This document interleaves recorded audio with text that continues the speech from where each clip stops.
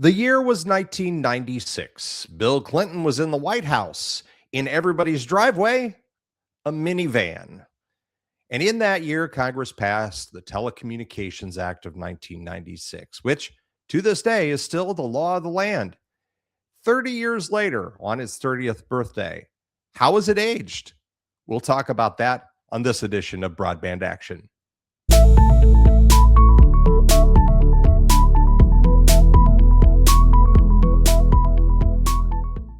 My guest today on Broadband Action is Sean Stokes with Keller and Heckman Law.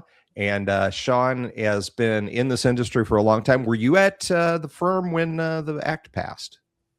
I was with a trade association, the Utilities Telecommunications Council, UTC. Oh, yeah. Yep. I was the Associate General Counsel and Director of Government Affairs. And we worked very much on the 96 Telecom Act as part of that. Yeah.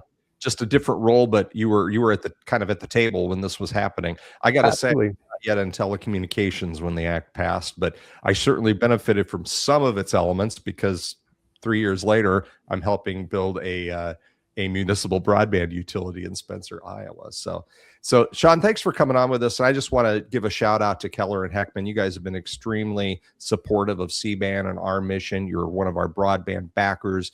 We greatly appreciate all the support you give us, and not only to CBAN, but the amazing amount of support you've given to the broadband industry over the years. So thank you. Hats off to you for that. Well, we're happy to support it. It's an excellent organization, and it's a very, very important and worthy effort that you all put together. So whatever we can do to help, happy to do. Great. Well, let's talk about the act. What was the environment in the mid-1990s that led up to the Telecom Act of 1996? What caused this to come into being? Right. There were a couple of key things going on. First of all, the Bell operating companies, which younger listeners were going to be, who are they?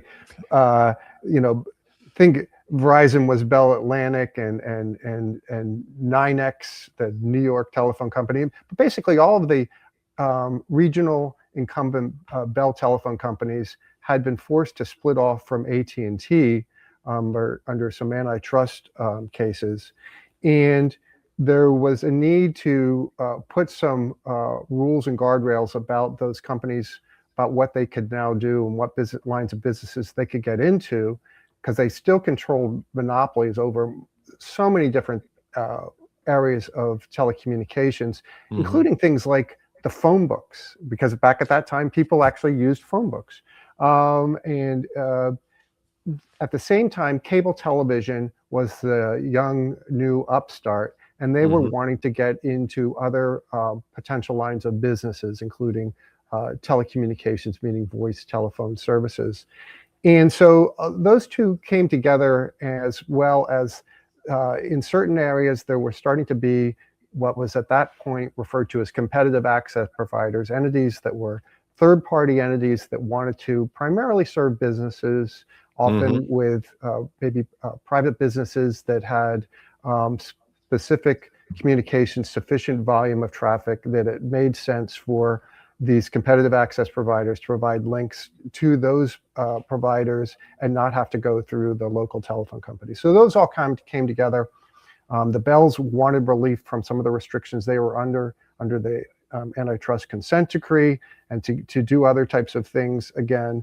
And these new entrants wanted to come in. So the idea was to revise the 1934 Communications Act, which is still the actual, that still is that's the foundation still. That's the foundation law that's still in place, and that's why we refer to this as the 1996 Telecom Act, which amended and revised and added provisions to the existing 1934 Communications Act. So that was the underpinning, to try and open things up to more competition.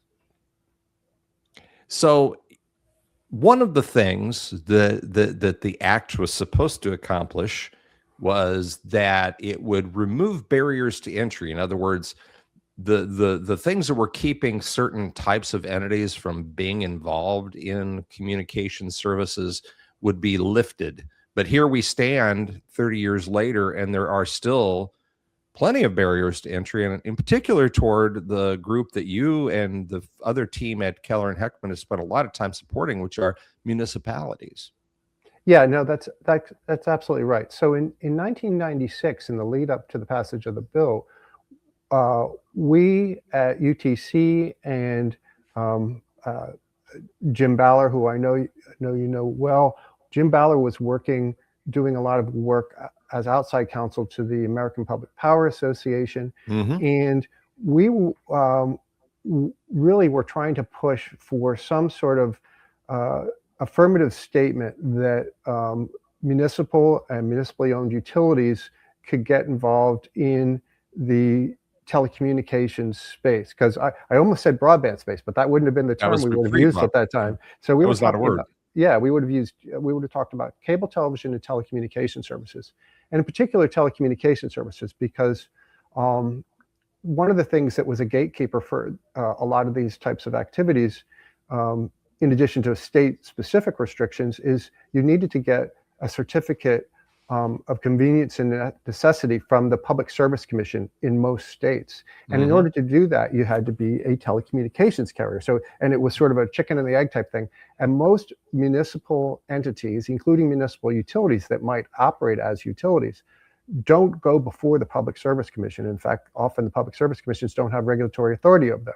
So there was sort of a lot of blank types of issues. So there was specific obstacles we were trying to avoid, and then also just things that there was a disconnect about how these would work under existing procedures.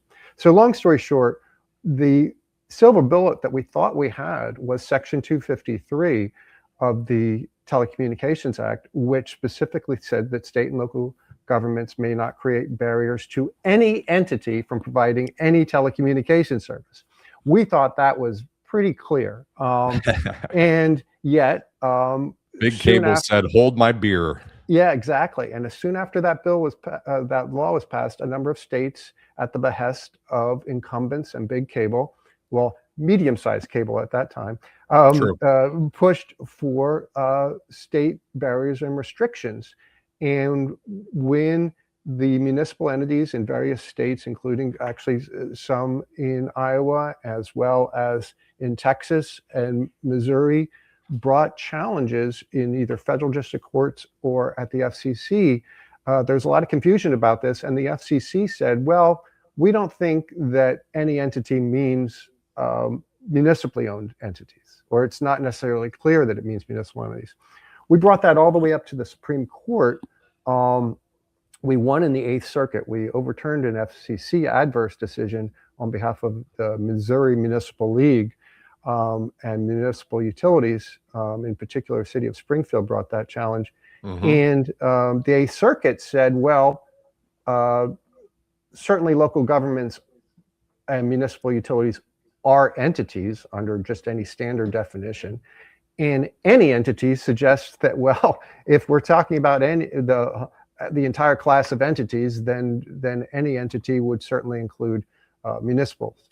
The Supreme Court, however, said, while we don't disagree with you on policy grounds, and that may well even been the intent of some members of Congress, it's not sufficiently clear in the language that they meant to allow municipal entities to provide these services. And the reason why it has to be absolutely clear language on this, what they refer to as a plain statement rule, is because the control over local government entities, which are political subdivisions of the state, is a unique function of states. And so therefore, unlike some other types of preemption where the state isn't assumed to have any greater authority, say, than the federal government, here, Congress may have authority to preempt state laws, but only when Congress is very specifically clear with plain language. So we lost on that. And from then on, there's been the ability for various groups to put up obstacles and roadblocks. Now, fortunately, a lot of those have whittled away. We still have about 15 or 16. I wouldn't call them outright barriers, but they certainly are hurdles and make it more difficult and restrictive. And that's certainly not what we anticipated back in 1996. It's a hurdle that you can't clear without a long pole or a Yeah. rocket jetpack. Right. Well, and the other part about it is, it just makes it not worth it for a lot of entities, Yes. that the Yes. uncertainty around it, and it creates questions, and it makes it a political football, as which really this shouldn't be, because these are long-term investments, and they shouldn't be subject to the whims of whatever political party happens to be charged at the time. The other part about it that was kind of remarkable was when some of those originally were being introduced, it was sort of, well, local governments, shouldn't be competing against private.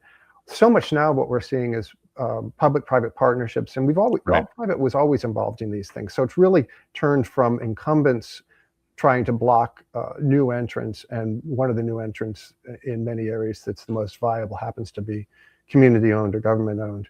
So I do feel like there are ways around it, but what it does mean is that rather than being able to look to the federal government, you now have to look to their state to determine what your authority is.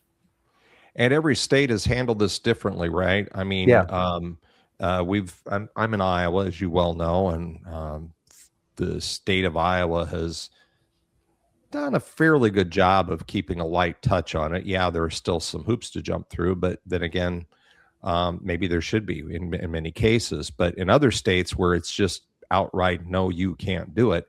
I think Nebraska is one that I would point out as an example. And I always thought Nebraska was an interesting example because all power in Nebraska is municipal power. It's all public power. It's either municipal or co-op. Yeah. Or exactly. co-op. Yeah. Yeah.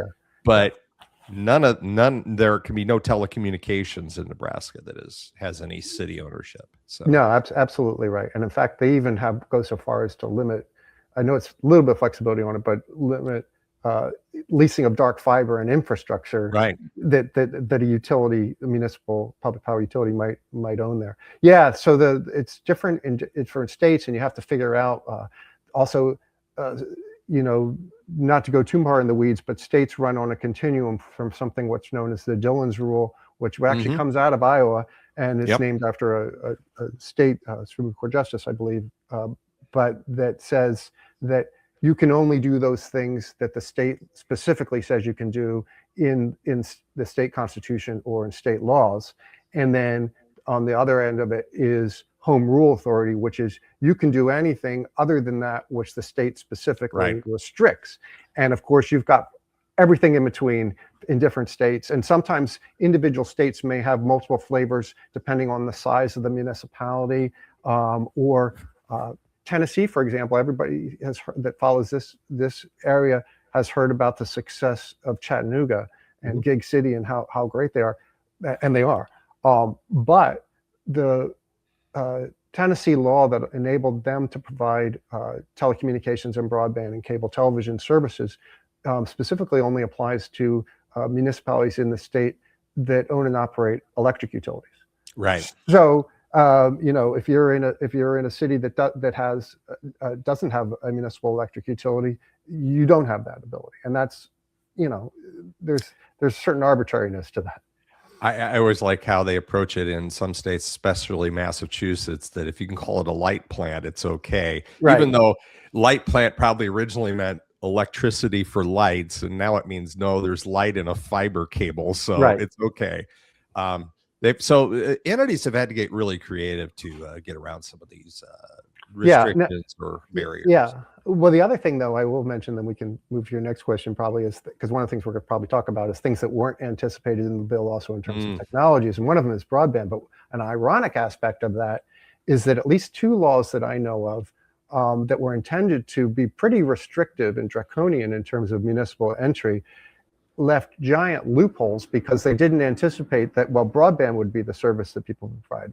My favorite one on that is the state of Missouri, which was actually the one that had that Supreme Court case that I mentioned. And that one, because it restricts municipals and municipal utilities from providing telecommunication services, it goes down this whole range of things, but it has an exception for certain types of things, including, police and fire types of connections. And one of them is also, or the provision of internet-like services. So that is such a huge truck that, loophole that you can drive a truck through it. So you can be a broadband provider on that. Texas has the same type of restriction. similar restriction in the sense that it was aimed almost entirely at telecommunication services and services that are regulated by the Public Utility Commission, not recognizing, so if you wanted to be a standalone broadband provider, you can do that. There's nothing under the Texas law that specifically restricts that. And Texas actually happens to be a pretty wide open ability for states to, local governments to do activities other than those that are specifically restricted. So in this instance, because the state restrictions only applied to regulated telecommunication services, broadband does not apply there. Yep. Well, let's talk a little bit about, you referenced it was a different world in 1996 in so many ways, but thinking about 1996, this was really before most people had internet. They maybe had AOL on a little floppy disk or cable, or not a cable modem. It would have been a dial-up modem. This is before Netflix, before the cloud, before any kind of streaming service, heck, before the iPhone or smartphones in general.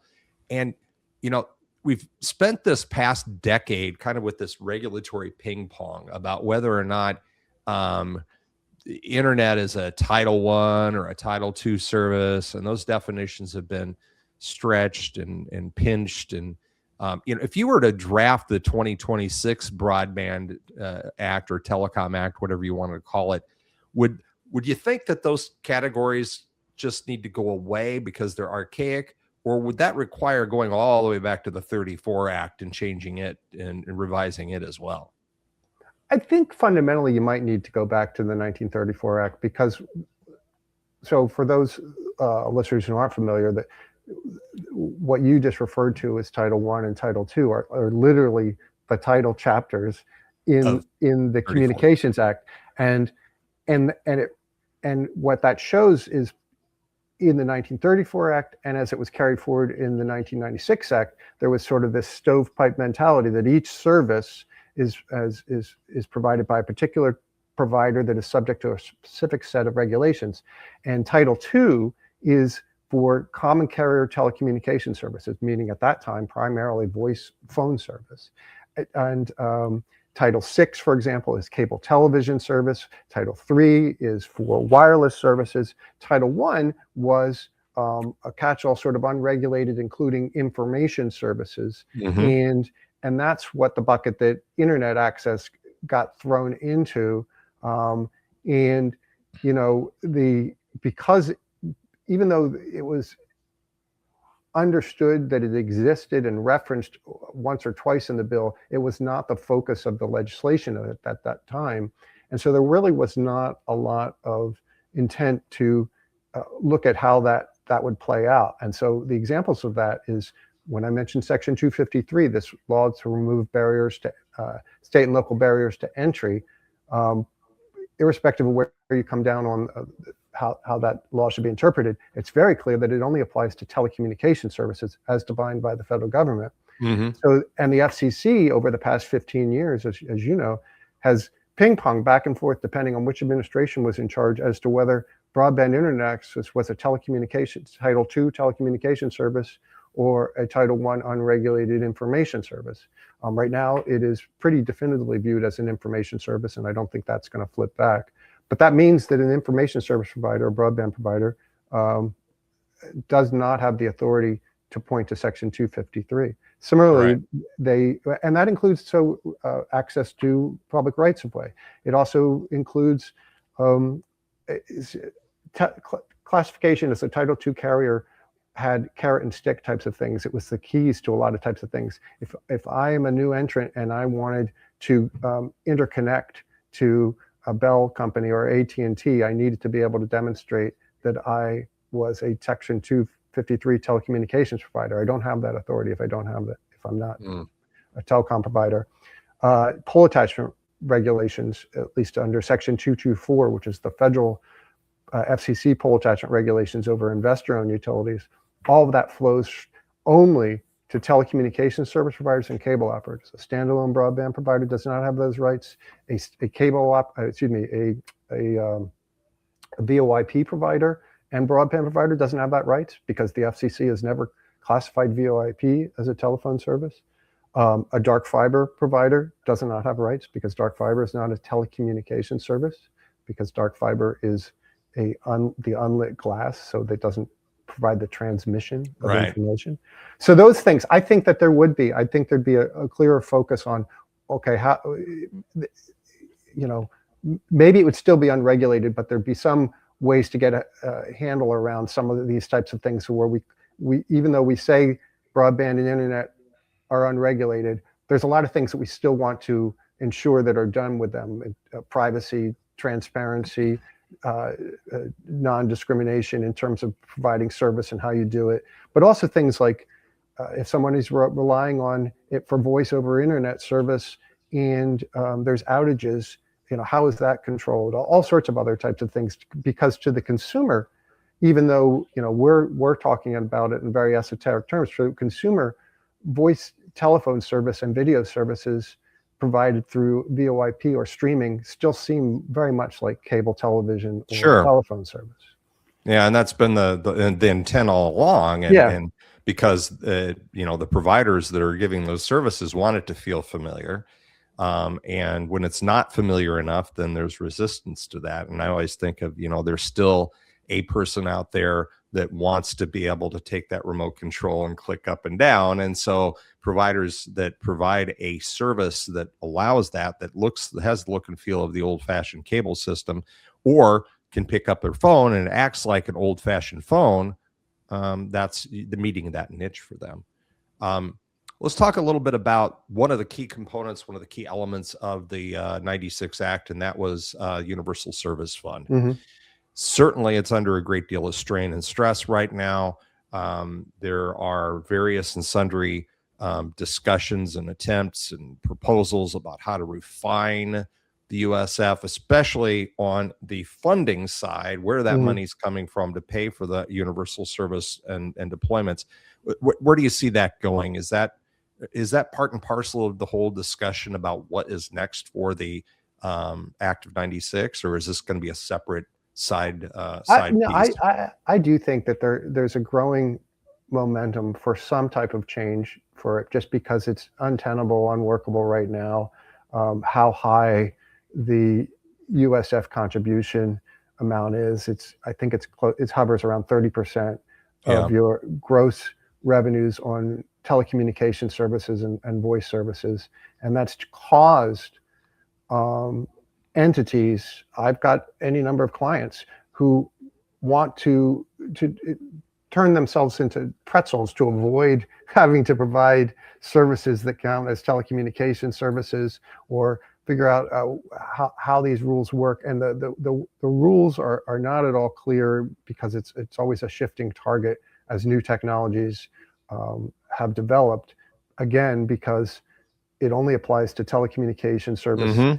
And they did go so far as to say, or VoIP service, but it doesn't, for example, apply to broadband, even when broadband was reclassified briefly as a telecommunication service. There was an exemption created for it. And what that's done, though, is it's put more and more of the emphasis on collecting revenues from a smaller and smaller pie of providers paying into it. And yet those funds are being made available for things like broadband services, and which I don't disagree with that. I think that is important. I think it is essential as a utility that broadband be viewed that way, and be sort of supported in a universal manner. But the fact that broadband is being supported by payers of telecommunication services, it's just unworkable.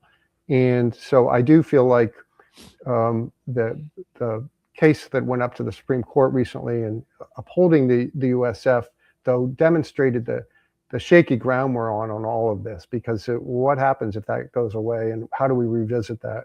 So I do think that there is finally sufficient emphasis, momentum on it. And I think also there's an understanding. Nobody wants to be the first one to raise their hand to pay on broadband services. But I think there's a quiet understanding that, well, if everyone contributed, then the rate would be so much lower that it might be acceptable to do that. But no, of course, nobody wants to be the one to volunteer to pay that unless everybody else is paying it. And that includes the edge providers, right? Yeah, That includes exactly. the Netflixes and the YouTubes of the world who are basically writing a network for free, for profit, but not really contributing to the cost to operate, maintain, expand, or deploy that network. So Yeah, so there's more of an emphasis, I think, on people focusing on that. it's easier to pick on the big guys. Let's put it that way. Yeah, and just some of those really large entities that are utilizing tremendous amount of bandwidth and use, and by the way, that also goes down to the local government and state rights of way management types of things. Sure. Why are those folks not subject to any type of payment of compensation? And I should always be clear that anytime we're talking about compensation, we're talking about payment of costs, and just so that it's balancing the use of the right of way with all the other users of the rights of way, electric, gas, water, truck, everybody else pays for the use of the rights of way. But for some reason, as the new kid, that competitive providers have pushed this idea that we shouldn't have to pay for the use of the right of way, our costs. And I honestly think that if you went back to 1996 and you had a wish list, people would have said, on the industry would have said, well, we want to lower these costs. We don't want to have these things. So let's suggest we didn't have to. I don't think they anticipated they would be able to get to where they are. Right. But because the FCC and some others has gone along with this, we're now with this view that local governments and states, even for that matter, are looked at as somehow having their hands out for something that they're not entitled to, and somehow holding up progress and trying to get their cut. Whereas really, no, this is the use of an essential rights of way. The local governments went out and procured it at significant cost to their constituents. They have to maintain it. They have to keep it in use for everyone, and it's reasonable to pay compensation. And the weird, also just as a weird side note on this, is the thing that stayed in place all along through this in the Telecom Act is that cable operators pay a franchise fee, right, 5% of gross revenue. Right. So, and that was just then. Now, there's arguments, well, cable operators, when they first came around, tended to be a de facto only entity monopoly provider in, so it was easier. But still, they're paying 5% of gross revenue on it. And yet telecom providers, will scream if we have to pay any amount of gross revenue. So there's a disconnect there. And then the other thing that is also creating an emphasis incentive for cable operators to move away from providing cable television services, instead provide things that are not subject to the franchise. They're streaming, branded streaming, but now they don't have to pay franchise fees. So the city, meanwhile, is seeing a loss of those revenues, and having to deal without getting those revenues anymore. Right. So and even just from the business point of view, it's distorting business decisions. That you shouldn't have a law that it distorts the way that you would that would have the greatest benefit for you and the way that you want to provide the services, and to your customers, ideally how you would structure it. I understand if you're talking about safety or security or reliability types of issues, but these tend to be ones that it's more just to avoid some form of a regulation or cost, is not particularly helpful. What would a revamp of the act look like, or even a complete overhaul, including the foundational 1934 Act? I've got to assume that in our current age of dysfunctional government, that's probably not something that could happen. But let's say we get to an area of more enlightened leadership, and we're able to make big changes that help the ecosystem, and including the consumers. What would that look like? Yeah, it's hard to say, because I do think you'd have to step back, and there's so many things that would need to be unwound that are connected to each other and how they work. But it's interesting, your point about the current politics of how it would be difficult to get there. Historically, telecommunications law was, I wouldn't call it bipartisan, but it wasn't driven entirely along, or even primarily along, political lines, because first of all, quite often I've been talking about local government, and you and I emphasize on community broadband, but a lot of it, let's face it, it's big industry pounding on other big industry. It's got cable television operators and broadcasters fighting about retransmission, and the little guys get caught in the squeeze there. But so that's, absolutely. But the other part about it is, the Universal Service Fund. Yes, certainly it was intended to help benefit inner city areas, insular areas, but by and large, its focus was actually to make sure that affordable, reliable telecom service was extended out into rural areas. So things that may have, i.e., quite often red states or politicians that tend to be more conservative areas have championed universal service because it's an essential input. Just like it's a leveler, it's a playing field leveler for rural residents that can benefit from some of the same tools that people. And it is just that. It is a tool or an essential input. Like if you're running a farm and you need water or electricity, you don't particularly care whether it's an electric co-op or a municipal or an investor-owned utility, that's providing that service and getting it out there. That's just an essential input for you to engage in your private business. And telecommunications is very much the same. So it is interesting that,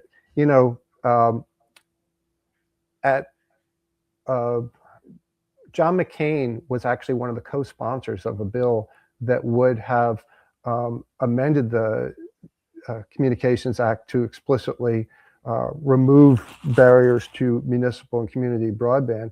And that was a bipartisan effort. And actually, keep me honest on this thing, I think it passed the Senate, but not the House, or it came out at least on committee.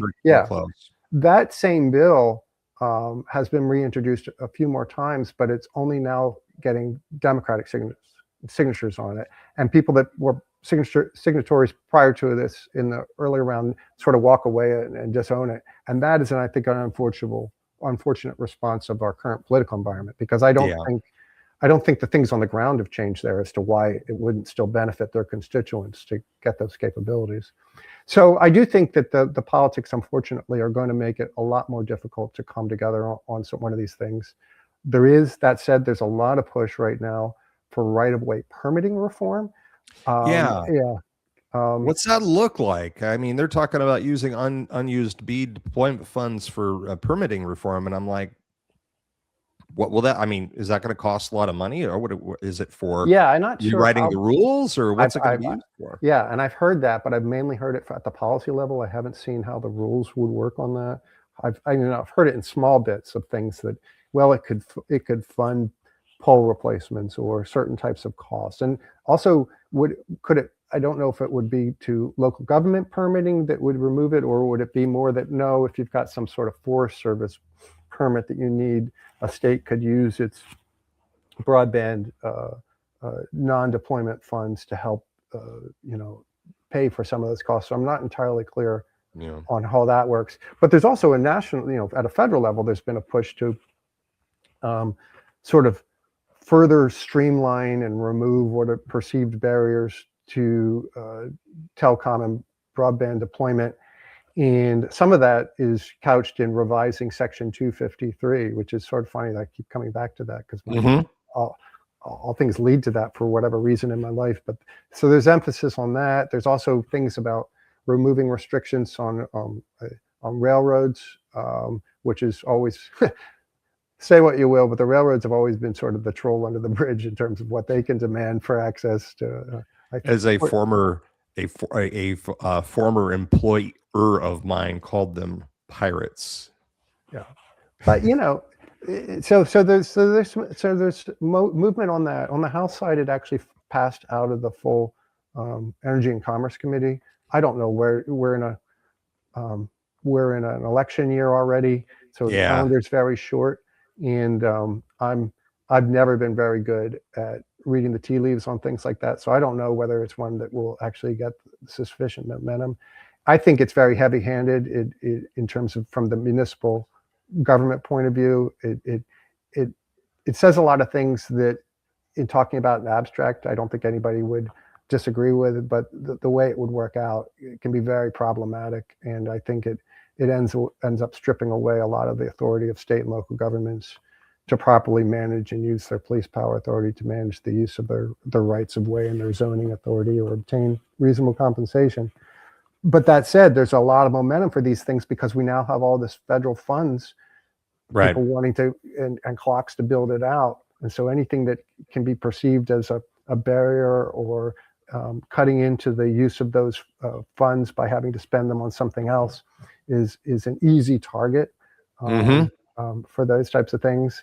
And a lot of these things end up being issues that they're really simple for the folks who are championing them. They can distill it down. They're masters at distilling it to one-page bullet points, really easy to understand. And a lot of times, if you're on the other side of it, there's a lot of complex nuance to walk through about why these things are the way that they are and how they work. And it just takes a lot of time, and that's hard to get people to focus on it when we've got so many other issues to deal with in this world.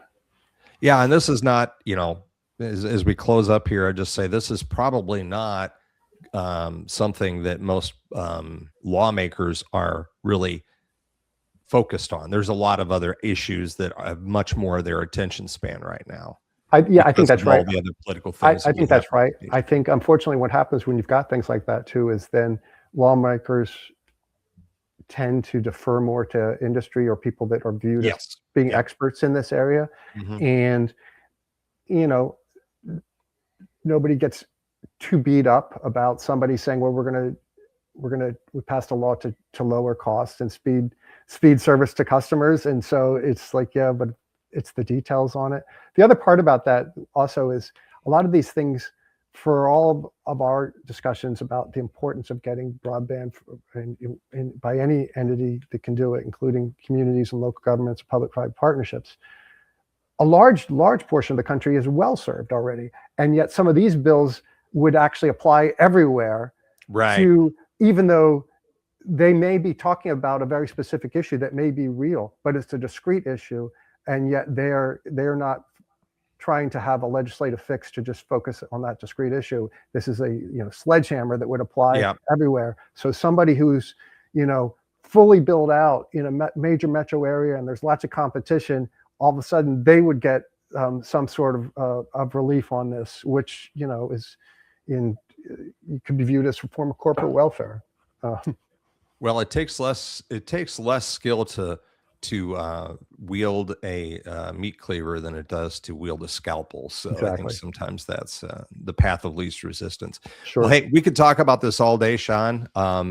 I always appreciate you and your time. And again, thank you to Keller and Heckman for being such strong supporters of CBAN. Hopefully we'll get to run into you later this year. It's absolutely somewhere.